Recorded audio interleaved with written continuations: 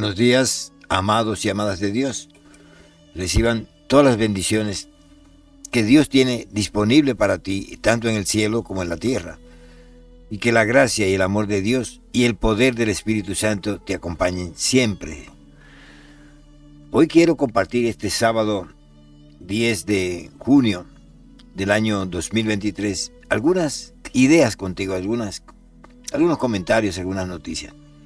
Primero, que en Utah, en Estados Unidos, se ha promovido en un distrito escolar que se prohíba la Biblia como un libro nefasto, ¿no?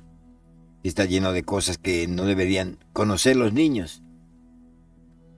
Y me llena de preocupación y de dolor estas cosas, porque ¿hasta dónde vamos a llegar?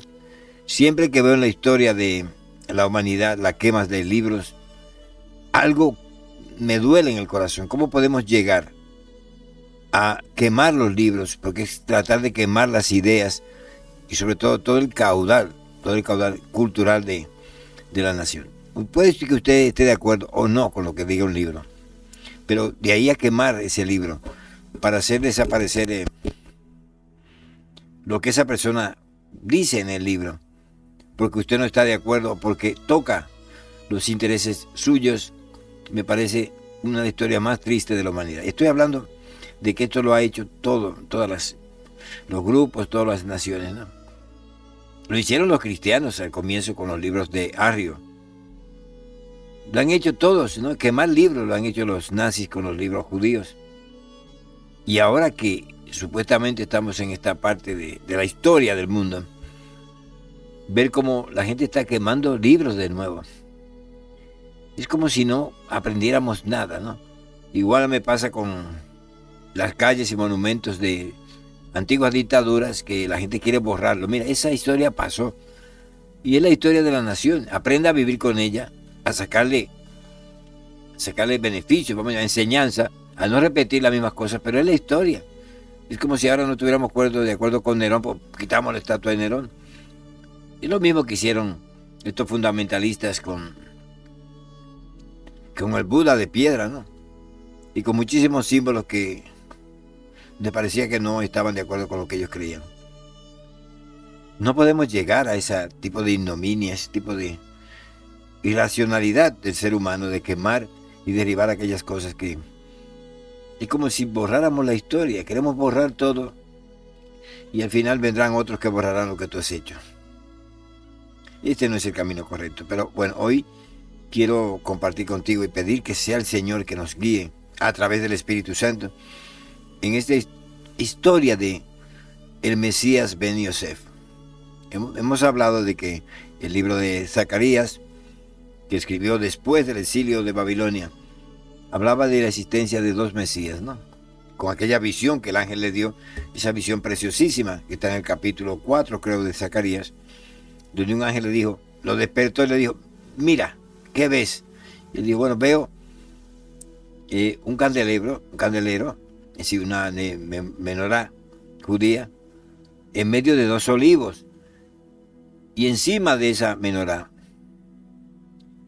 había un envase que recibía, que coleccionaba, aceite, un aceite dorado. Y ese aceite venía de cada uno de los dos olivos que con una rama iban rellenando esa fuente con la que se alimentaba la menorá.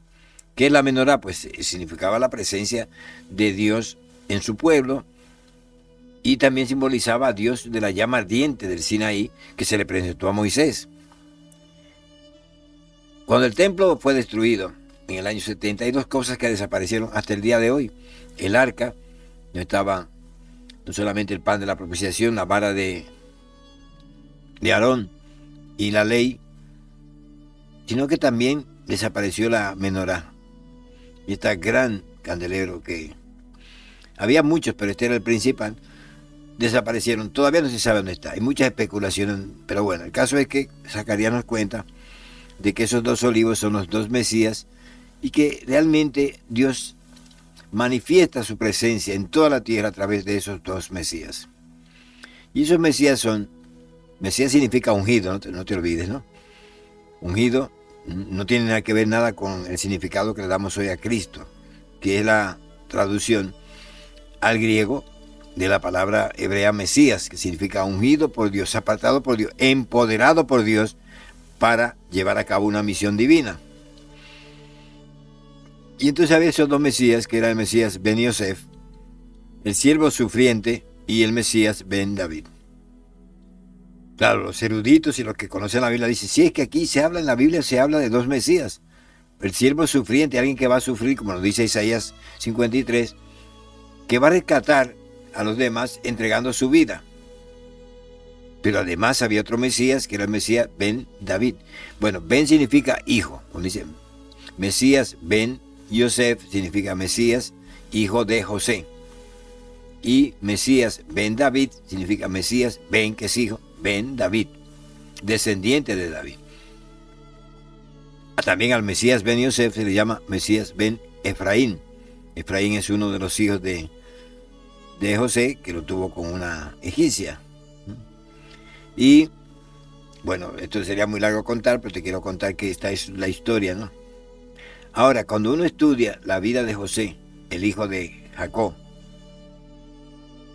y estudia la vida de Jesús, el Mesías, el siervo sufriente de Yahvé, o de Dios, o del Padre Celestial, va a encontrar muchos paralelismos entre esas dos historias. Y hoy vamos a hablar un poco de ellas, si te parece bien.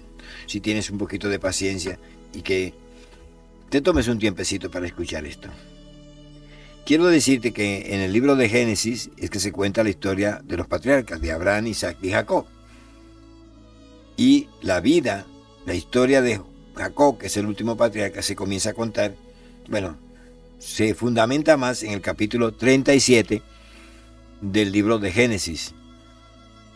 Génesis significa en el principio, o principio, que en hebreo es Bereshit, Be, que es en, y Reshit, que es cabeza o principio, ¿no?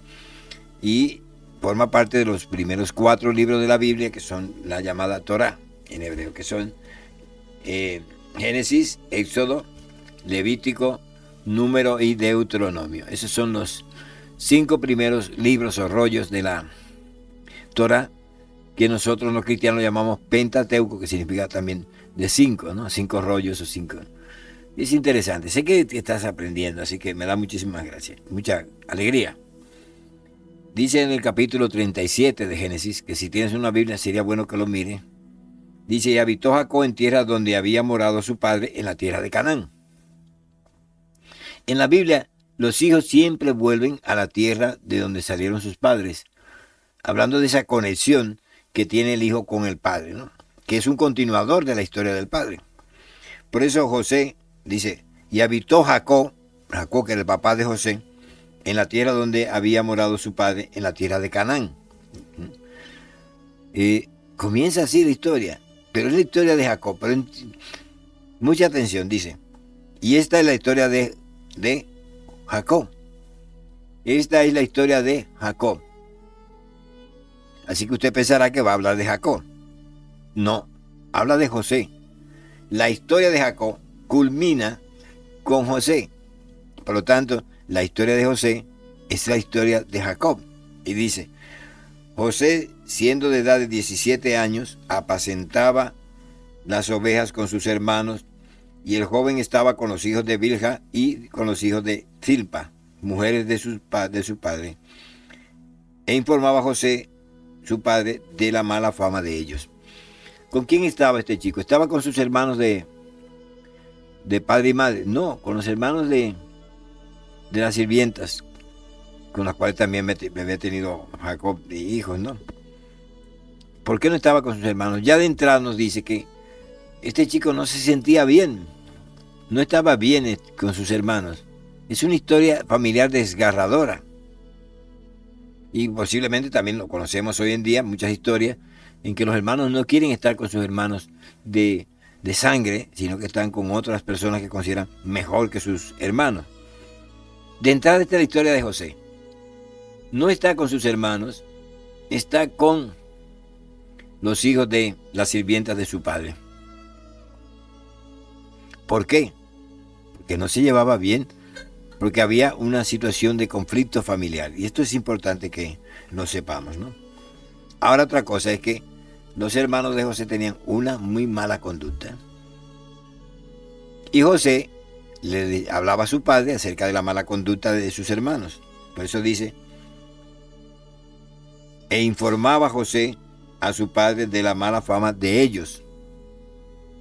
Por aquí tenemos José, que no se junta con sus hermanos, y por otro lado, que José está hablando al padre de la mala conducta. Posiblemente, según los sabios, la mala conducta de ellos tiene que ver con el incumplimiento de las leyes de Noaj, ¿no? Que era no comer animales vivos, no comer sangre de animales, era una de ellas. Otra era pues lo que tenía que ver con la degeneración sexual. Y otras, son 7 leyes nada más, y parece que ellos no cumplían estas leyes. Y el hermano menor, este hermano José, pues sí le informaba a su padre. Esto había un conflicto familiar, indiscutiblemente, ¿no? Y ahora entienden lo que sigue. Y amaba Israel, que es Jacob. En la Biblia recuerden que Jacob e Israel es lo mismo, ¿no? Su nombre era Jacob, pero cuando se encontró en Betel con Dios y luchó con aquel ángel, el ángel le dijo, bueno, te voy a cambiar el nombre porque has luchado con Dios, contra Dios y contra los hombres y has salido victorioso. Y de Jacob comenzó a llamar Israel, que es el nombre victorioso, ¿no? El que va a vencer contra los hombres, ¿no?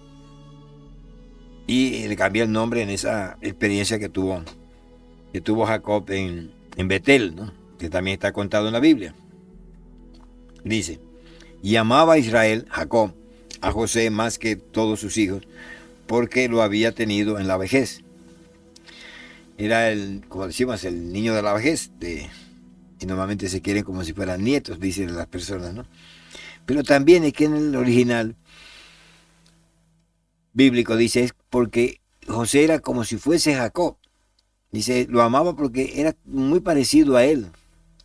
Normalmente amamos mucha gente, a las personas que se parecen mucho a nosotros, y si un hijo va a desarrollar la misión que tú tenías encomendada en la vida y que tus hijos, los demás hijos no la han cumplido, pues claro que vas a sentir más afecto por esa persona. Dice, amaba a Israel a José más que a todos sus hijos, porque lo había tenido en la vejez. Y le hizo una túnica de mangas largas. Aquí viene esto de la túnica.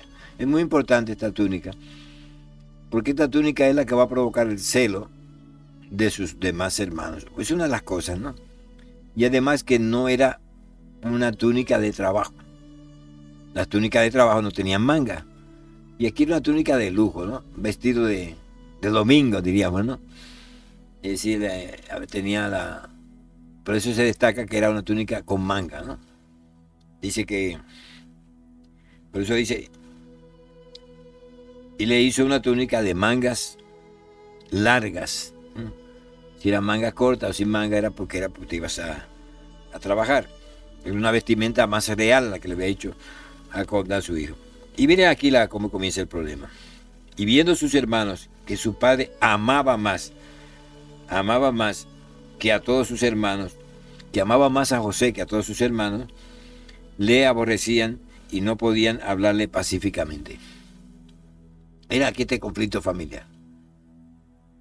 Los hermanos, como veían que amaba más, bueno, los regalos que le daba y el trato que le daba Jacob a su hijo José, porque dice, era que José fuera como si fuera él, nos dice en hebreo, pues provocó los celos y rencor y las rencillas de los hermanos de José. Dice, no le hablaban nunca pacíficamente, le hablaban siempre mal, ¿no? Al chico, ¿no? Y esto también es una de las que nos indica que por qué estaba con los hermanos de los hijos de las sirvientas de Jacob.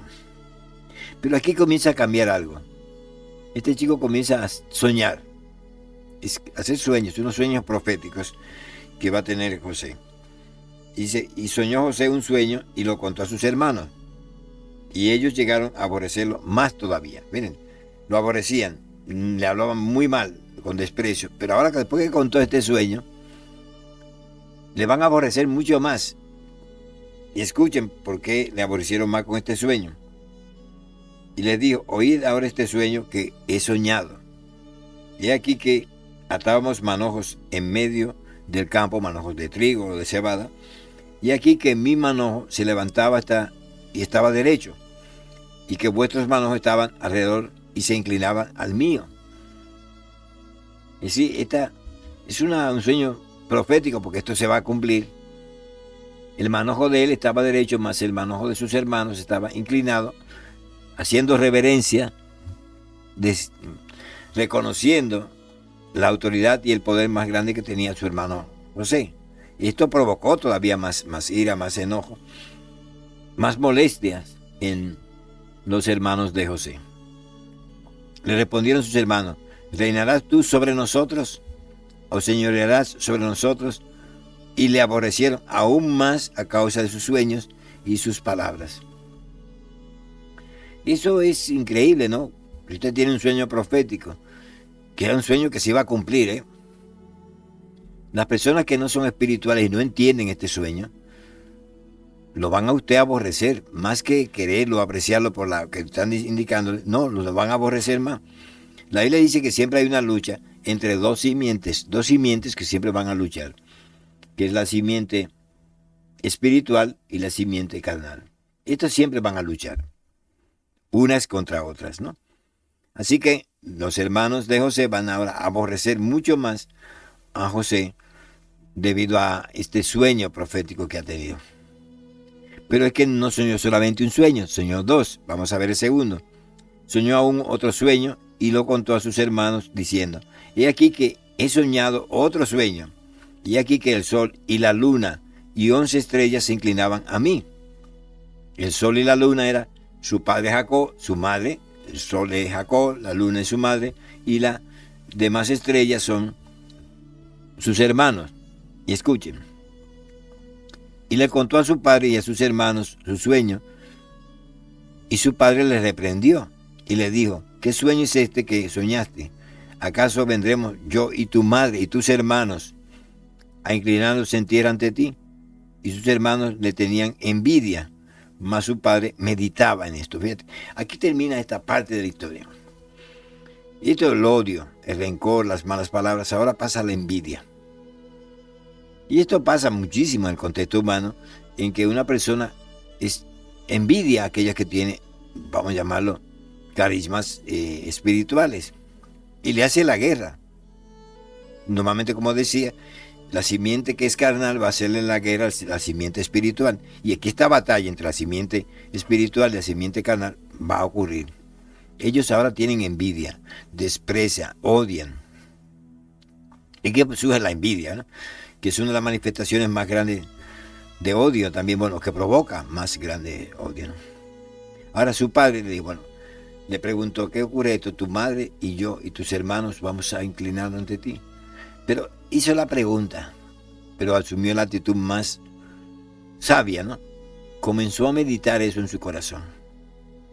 Comenzó a meditarlo. Y aquí acaba esta primera parte de esta historia de José, que es el símbolo del Mesías José, el Mesías sufriente.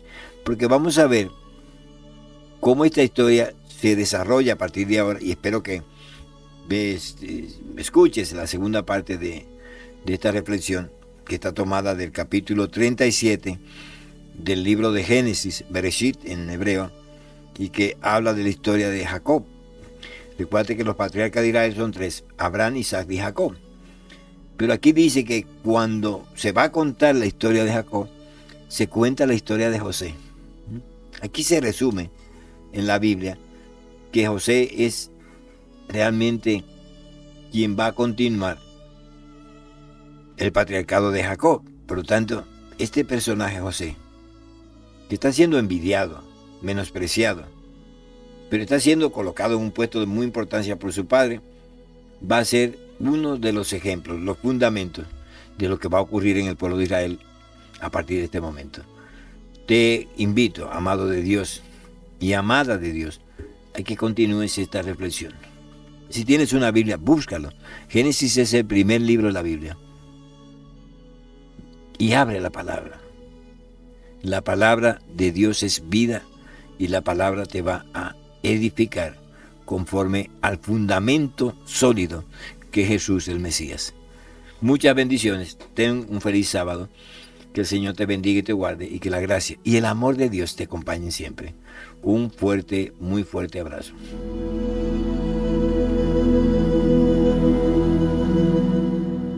estado contigo en este estudio bíblico. Amados y amadas de Dios, tu hermano y amigo Luis Tavares desde España. Un fuerte abrazo, muchas bendiciones.